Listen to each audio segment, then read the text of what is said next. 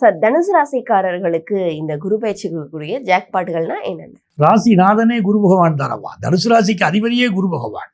தனுசு ராசிக்காரங்களுக்கு அவங்க ராசி அதிபதி உச்சமாகிறார்.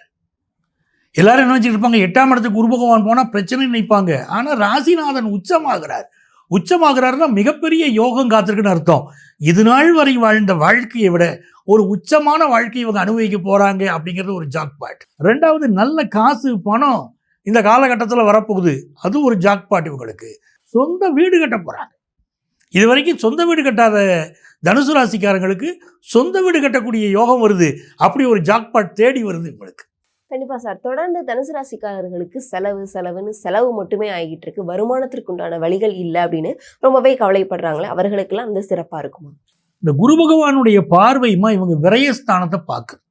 விரயஸ்தானத்தை பார்க்கும்போது அந்த விரயத்தை குரு பகவான் தவறான விரயங்களெல்லாம் கட்டுப்படுத்திடுவார். இப்போ இவங்க ஒரு சூதாட்டத்தில் இருக்காங்க, செய்ய மாட்டாங்க. பொதுவாக தனுசு ராசிக்காரங்க அப்படி தப்பான வழிகளுக்கு போக மாட்டாங்க. சிலருக்கு அப்படி ஏதோ ஒரு தப்பான வழியில் பணம் செலவாகுது அப்படின்னு வச்சுக்கோங்களேன், அந்த செலவை எல்லாமே இப்போ ஒரு கட்டுப்படுத்த ஆரம்பிச்சிருவார். அப்போ உங்களுக்கு அனாவசிய செலவுகள், தவறான செலவுகள் உங்களுக்கு கட்டுப்படுத்திடுவார். அதே நேரத்தில் இவங்களுக்கு சுப விரயங்கள் ஆகும். சுப விரயம்னா என்ன? ஒரு எஜுகேஷனுக்காக செலவழிக்கிறது, பிள்ளைகளுடைய படிப்புக்காக செலவழிக்கிறது, அதே மாதிரி கல்யாணத்துக்காக செலவழிக்கிறது, இதெல்லாம் சுபவிரயங்கள். சுபவிரயங்கள் இந்த காலகட்டத்தில் நடக்கும்.